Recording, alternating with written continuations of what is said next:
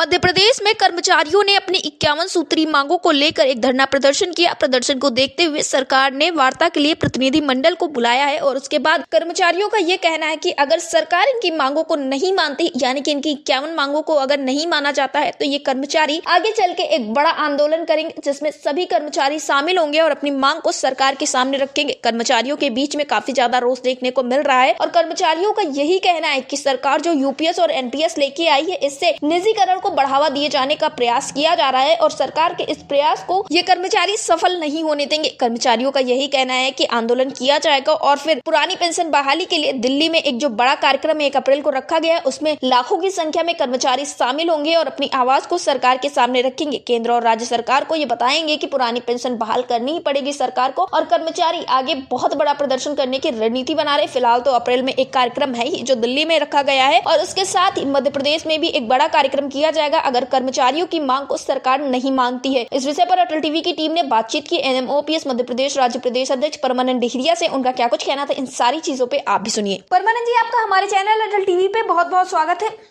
जी बहुत बहुत धन्यवाद मैडम। परमानंद जी, जैसा कि आपके द्वारा अवगत कराया गया था कि आप लोग अपनी 51 सूत्री मांगों को लेकर ओपीएस बहाली को लेकर भी एक कार्यक्रम करने वाले हैं। ये एक संयुक्त मोर्चे के साथ कार्यक्रम होने वाला था, तो ये कार्यक्रम कैसा रहा? आज पूरे मध्य प्रदेश के 55 जिलों से जी संयुक्त मोर्चा के जितने भी हमारे घटक दल थे, मान्यता प्राप्त और गैर मान्यता प्राप्त, जी वो सभी कर्मचारी अधिकारी यहाँ उपस्थित हुए और मध्य प्रदेश शासन के समक्ष 51 सूत्री मांग को रखी गई है जी और आज ये घोषणा हुई है कि निकट भविष्य में यदि मध्य प्रदेश शासन हमारी 51 सूत्री मांगों को नहीं मानती है या वार्ता के लिए हमें नहीं बुलाते हैं तो एक बड़े आंदोलन की आगाज होगी और हो सकता है कि हम तालाबंदी का भी निर्णय लें। प्रदेश के जितने भी प्रदेश अध्यक्ष यहाँ संयुक्त मोर्चा के अपने अपने घटक दल के साथ उपस्थित हुए थे, पदाधिकारी के साथ, उन्होंने ये निर्णय किया है कि निकट भविष्य में एक बड़ा आंदोलन प्रस्तावित है। जी, जैसा कि आज आप लोगों का कार्यक्रम हुआ, तो क्या आज के कार्यक्रम को देखते हुए सरकार की तरफ से आप लोगों से कोई बातचीत की गई? हाँ, प्रतिनिधि मंडल को सरकार ने बुलाया है और अभी प्रतिनिधि मंडल वहाँ पहुंचे हैं। मध्य प्रदेश शासन के जो सचिव हैं उनके समक्ष संदेश लेकर के गए हैं और वो बात रखेंगे। तो निश्चित तौर से हमें उम्मीद है कि मध्य प्रदेश शासन हमारी मांगों के संबंध में विचार करेगी। जी परमानंद जी, इसी के साथ बहुत सारी खबरें ऐसी चल रही हैं, कहा जा रहा है कि जो ओपीएस है वो एक गलत रास्ता है। अगर हम सिर्फ ओपीएस की बात करें तो ओपीएस एक गलत रास्ता बताया जा रहा है, वो भी बड़े बड़े नेताओं के द्वारा ये बात कही जा रही है और इस बात की चिंता जताई जा रही है कि ओपीएस जिन जिन राज्यों में लागू है उन राज्यों के लिए काफी ज्यादा चिंता उन लोगों ने व्यक्त की है। तो इस पर आपका क्या मानना है? ये जो नेताओं का अर्थशास्त्र है जी कहना चाहिए कि ओपीएस यदि बहाल कर देंगे तो आर्थिक स्थिति डगमगा जाएगी। तो वो लोग ये बात कर रहे हैं जो ओपीएस ले रहे हैं जी और वो नेता बात कर रहे हैं जो 4 या 5 पेंशन ले रहे हैं। यदि उनको एनपीएस या यूपीएस बहुत अच्छी है तो सबसे पहले वो स्वीकार कर ले और वो यदि स्वीकार कर ले तो हमें भी स्वीकार हो जाएगा। हमारी मांग सिर्फ और सिर्फ ओपीएस बहाली के लिए आंदोलन था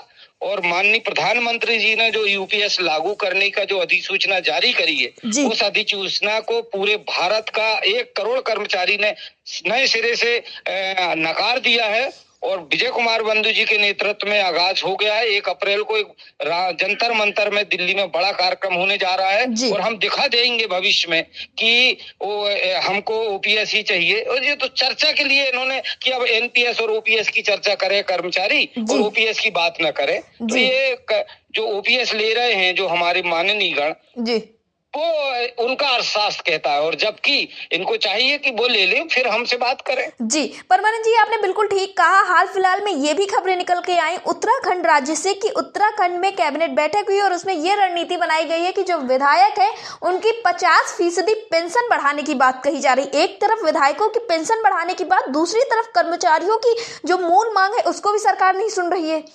सभी राज्यों में अभी तक का इतिहास यही आया है, विधानसभा चाहे विधान परिषद हो, चाहे राज्यसभा हो या लोकसभा हो, समस्त दलों के जितने भी जनप्रतिनिधि होते हैं माननीय गण, वो बेंच ठोक करके अपनी सुविधाएं और अपने वेतन भत्ते की बात को वो एक स्वर में मांग हमेशा बढ़ाते हैं और समय समय पे होते। ये कोई नई बात नहीं है और उत्तराखंड में भी करने जा रहे हैं, वो तो करेंगे, ये तय होता। उन्हें कर्मचारी जो शासन के निर्णय को जमीन तक उतारने का काम, इम्प्लीमेंटेशन करने का काम करता है, वो चीजें हमारे माननीयों को नहीं दिख रही है। और एक समय बड़ी क्रांति होगी पूरे भारत में, क्योंकि जो निजीकरण की तरफ जो सरकार बढ़ रही है ना, उसके लिए तो क्रांति के लिए शुरुआत हो गई है अब और अब भविष्य में एक बड़ा आंदोलन होने की संभावना है। परमानंद जी, अटल टीवी से जुड़ने के लिए धन्यवाद। जी बहुत धन्यवाद।